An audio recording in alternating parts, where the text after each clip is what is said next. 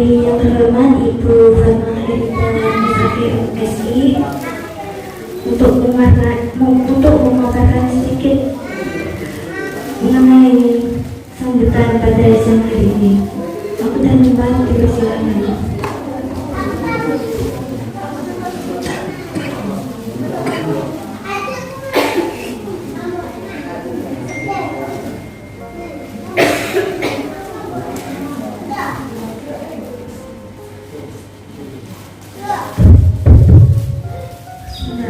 Assalamualaikum warahmatullahi wabarakatuh.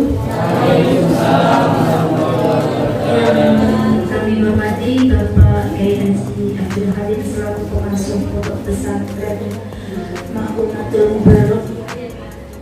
Yang saya hormati Pak Sudi, Mas Hasim, Mbak Saringat dari Mbak Tri, mana ketemu ya? Yang saya banggakan yang di dunia ila yaumil qiyamah. Amin Allahumma amin. Hadirin Bapak Ibu adik mahasiswa yang saya hormati, pertama saya ucapkan terima kasih yang sebesar-besarnya telah sudi hadir. Allah Subhanahu wa taala mudah-mudahan kalian semua termasuk sebagai regenerasi anak bangsa yang bisa dipercaya. Amin. Perjuangan para pejuang yang dengan pengorbanan segala penuh pengorbanan bahkan jiwa, yang saat ini kita bisa menikmati kemerdekaan yang tepatnya diproklamirkan tanggal 17 Agustus 1945.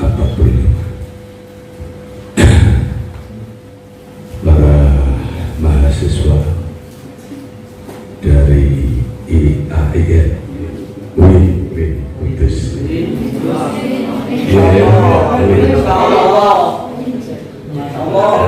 baru mau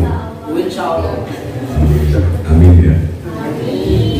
Memang bagi sambian itu sudah betul-betul ya, menikmati sudah ya. Kalau betul-betul merasakan atau menikmati itu muncul sebuah pertanyaan, karena merdeka sesungguhnya, kalau definisi merdeka mudah ya, mudah, tapi untuk menikmati setelah merdeka, apakah sudah merdeka, ini muncul sebuah pertanyaan. Ya wis merdeka kok gitu. Alhamdulillah Pak, kelompok merdeka pertanyaan ini merdeka saka opo, bebas dari apa? Wong nyatane kowe ijeh lo, bahkan definisi merdeka ya urung ngerti ngono lho maksudnya. Adillah kita kepada diri kita sendiri. Apa? Adillah kita kepada diri kita sendiri, supaya orang lain yang dekat kepada kita itu tidak merasa diperlakukan tidak menyakiti perasaan orang lain. Pasti ada masalah dalam diri mengingat kenapa orang itu tidak stabil, tidak setiap stabil perilakunya, tingkah lakunya, apalagi memberikan keputusan, ucapannya. Kayaknya orang itu tidak beres. Oh, ada yang ditinggalkan. Dia tidak berbuat adil pada dirinya sendiri. Termasuk kita mensia-siakan waktu yang seharusnya waktu itulah adalah menjadi satu kesempatan besar untuk kalian menjadi orang besar. Kenapa kalian sudah besar usianya, sudah besar badannya, tetapi masih lunak? Karena itu kan berarti ada ketidakadilan pada diri kita. Nah, pokoknya udah belajar, udah ngapal gitu betul. Sampean santai-santai saja, begitu diuji dan lulus, mulai nangis Pak nih ngatur wedhus, ngatur sawah, ngatur ladang. Ini keadilan yang tidak kau lakukan pada dirimu, karena kau menyakiti orang tuamu dengan membiayai sekolah, ngedol wedhus, ngedol macam-macam. Itu juga perlakuan tidak adil pada dirimu yang dampaknya pada orang. Ya. Maka 5 sila pertama yang ditawarkan setelah kalian bertakwa kepada Tuhan, meyakini. Ini soal belief ya. Kalau kepercayaan.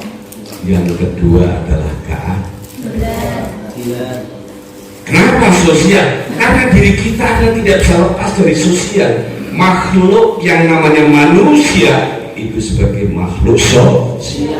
Gak ada manusia berdiri sendiri, bekerja sendiri, apapun kalimat sendiri. Apakah kalian nanti pada saatnya ajal telah tiba ke kuburan sendiri? Berarti secara kolektivitas manusia membutuhkan orang makhluk yang lain. Benar apa enggak? Itu disebut sosial. Apa itu sosial, Mbak? Hidup saling membutuhkan. Apa itu sosial? Hidup saling membutuhkan. Kalau kita saling membutuhkan, kenapa harus kita cerai-berai? Kenapa dengan perbedaan kita lahir, kita mempersoalkan perbedaan sehingga menghancurkan yang seharusnya merupakan suatu pembangun? Maka keadilan sosial ditambahi tanpa terkecuali.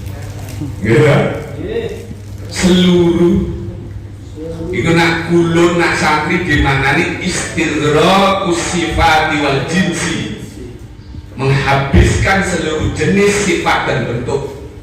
Semuanya harus berbuat adil, minimal kalau belum bisa harus tahu tentang keadilan dan kemudian menyadari lalu berusaha berbuat adil. Ini untekan ya. Ini soal apa? Supaya kalian tidak sakit jiwa ya, Mbak. Ya, judulnya gitu tau. Rata-rata mereka ini korban ketidakadilan. Kenapa? Sehingga di sosial dia juga menjadi beban. Dia kalau di sosial apa kan jadi beban ke hidup. Terus digoreng RSJ, digoreng RSJ pirang-pirang itu kartu kuning yang terus bosan digoreng ini dulu. Apa itu ya? Apakah kalian mau datang ke situ? Pilihannya hanya dua. Kalian mau berguna, membantu beban kehidupan, atau kalian mau hidup yang tidak berguna dan menjadi beban orang lain. Itu pilihan. Kalau begitu, seorang Sayyidina Ali menyatakan bahwa hidup itu adalah pelayan. Hidup itu pelayan. Ya, saya sama mana-mana kan mau. Kalau saya orang melayani kan jenengan melayani belum. Pulau yang melayani. Bener apa enggak? Pelayan itu basa Jawane ngabdi. Bener ya? Ngabdi. Basa Arabe abidaya kudu adab. Memawulo. Kena basa kerajaan jadi disebut abdi dalem. Bener gak? Dalem itu satu rumah kebesaran para raja atau orang yang dihormati atau yang terhormat pada saat itu. Semuanya pelayan di kerajaan itu disebut abdi dalem. Kalau begitu, kami kebetulan pernah mengalami dalam perjalanan hidup ini menemukan jalan simpang. Ngerti jalan simpang ya? Ono simpang 3, ono simpang 4, ono simpang 5. Disitulah kalian akan merasa teruji jiwamu, mentalmu, pengetahuanmu, semua akan diuji dengan pilihan-pilihan yang membingungkan. Kayak jenengan ini wis nanti kalau sudah dulu SMA aku kamu kemana ya? Ah itu simpang 3 ya. Saya ingin ngobrol dari S1 misalkan aku mau apa? Bener. Kok mau meneruskan ini aku udah mau nikah. Gitu. Aku nak tak tinggal iki mungkin. Jadi kita berhadapan satu kebingungan menghadapi sebuah pilihan dan semuanya kalian yang lakukan itu berkaitan dengan spekulasi. Apa? Wis mau aku pokoknya ngetan untung-untungan tekan ya alhamdulillah, ora alhamdulillah, alamat ini bener ya alhamdulillah, ora alhamdulillah. Dengan prinsip satu bertakwa kepada Allah, yang kedua aku adil pada diriku sendiri, yang ketiga kalian punya pengetahuan yang sudah kau yakini.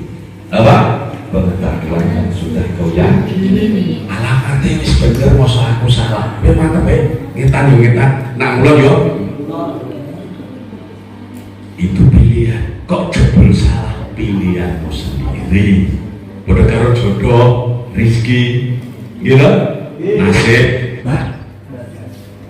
Potongan generasi bangsa yang menjadi cita-cita menjadi menteri, menjadi DPR, lalu ditinggal pacarnya mulu kok nangis sampai gila gitu. Aneh lu di sekolah sampai S2 itu tetap gila. Potongan mentalnya mungsak. Gini bener. Ayo jadi petarung dengan dasar kekuatan pengetahuan, baru kalian menjadi regenerasi yang diharapkan mengisi kemerdekaan Indonesia. Bisa memberikan beberapa informasi atau pengetahuan dan pengalaman yang tentunya berharga bagi anak-anak khususnya mahasiswa BKI ini terkait dengan teknik-teknik atau metode-metode psikoterapi yang sekiranya efektif diterapkan untuk mereka sebagai calon konselor atau calon psikoterapis pemula Pak ya, yang bisa katakan di sini pemula. Saya katakan pemula, kenapa? Misalkan ini anak-anak mahasiswa kita, misalkan magang Pak ya, magang, atau kemudian mereka PPL, atau mereka membantu di sebuah lembaga yang bergerak pada layanan kesehatan mental begitu. Nah kira-kira untuk psikoterapi dengan pendekatan agama yang bagaimana yang bisa diterapkan bagi adik-adik mahasiswa ini yang masih dalam tahap pembelajar Pak Yai. Nah itu saja yang ingin saya tanyakan. Terima kasih. Assalamualaikum warahmatullahi wabarakatuh.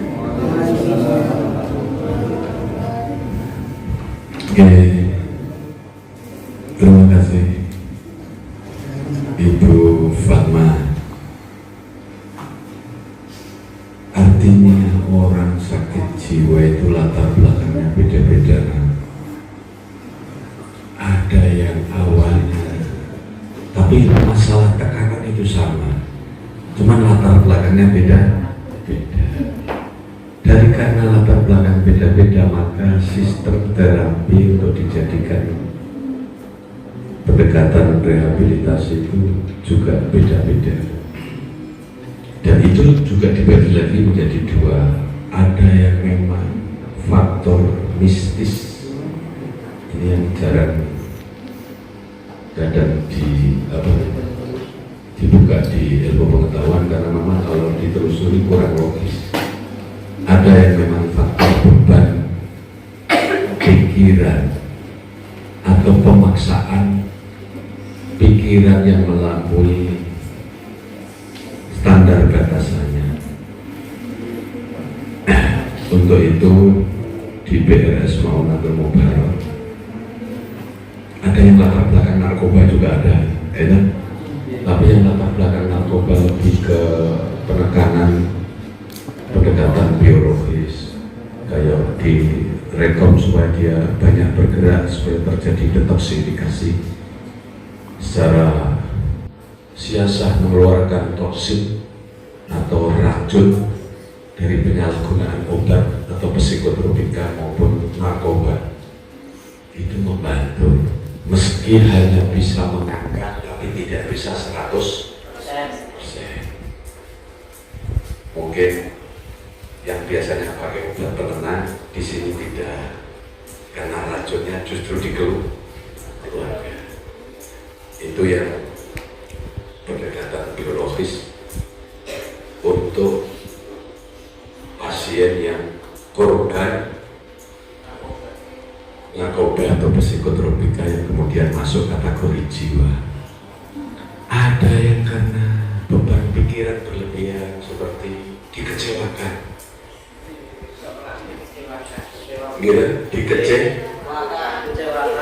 sehingga dia susah yang berlebihan. Itu pendekatannya lebih kepada pendekatan sosial lewat beberapa nasihat-nasihat. Jikalau dia saat tenang, masuk, tidak sibuk halusinasi, lalu kita dekati, kemudian dikasih masukan, nah, kamu tenang aja, kau itu hebat, nah, kamu akan, pokoknya yang enak-enak lah kabarin, untuk menterapi perasaan yang masih ada rasa kecewa. Kalau dia kecewa ditinggal lari pacarnya, kapan tuh soal kapan ya, gitulah. Minimal saraf yang kenceng, rasa ada beban itu bisa terkurangi. Meski tidak 100% sembuh, minimal di sini bisa tenang. Sudah, nanti Pak Alim aja yang nyarikan. Kau tenang aja, yang penting kamu bisa tenang di sini. Beres kok buang bawa istri gitu. Ya, itu pendekatan sosial. Ada pendekatan psikologi dari sisi jiwa. Dia kita lihat, ini orang kok kakinya kok duduk-duduk. Biasanya kalau orang itu pikirannya kencang, kalau udah otot yang ada di ketol ini keras, biasanya jebolan kaki duduk-duduk itu harus dibantu. Satu, tentang usaha, maunya apa, dikasih dulu pertanyaan, maunya apa, yang penting kamu bisa senang,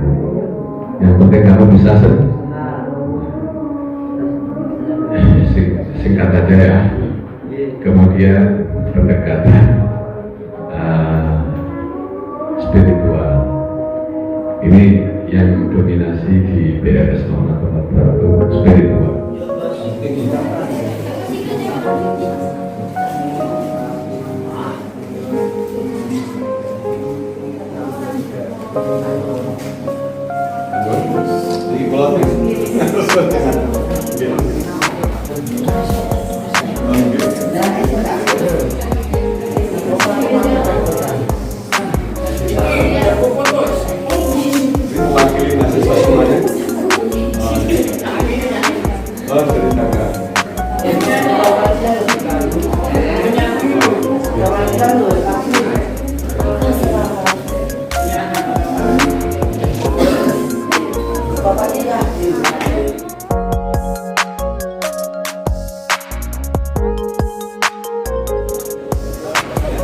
Satu-satu ya maksudnya ya? Satu-satu? Maksudnya satu. Enggak semua masuk satu-satu kan? Jadinya kan ya. Kamar mandi sana, kamar mandi sana.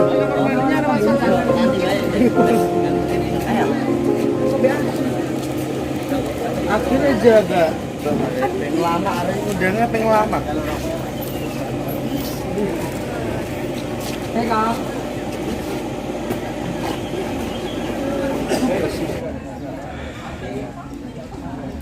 Karena rasa satu dolar. Nya.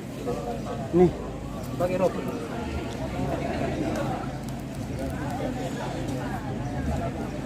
Ini Dia telah jiwa gini. Ini dia nak kasih kat sini.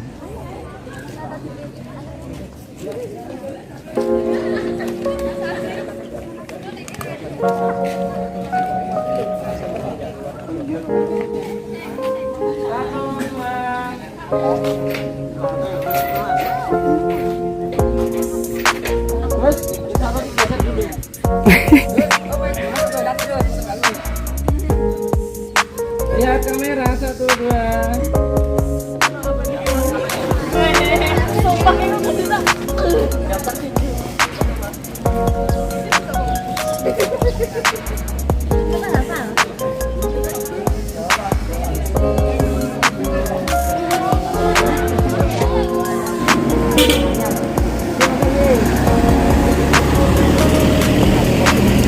awas Vina minggir Vina, wajah ceming jalanan. Vina kita minggir. Gak boleh bang.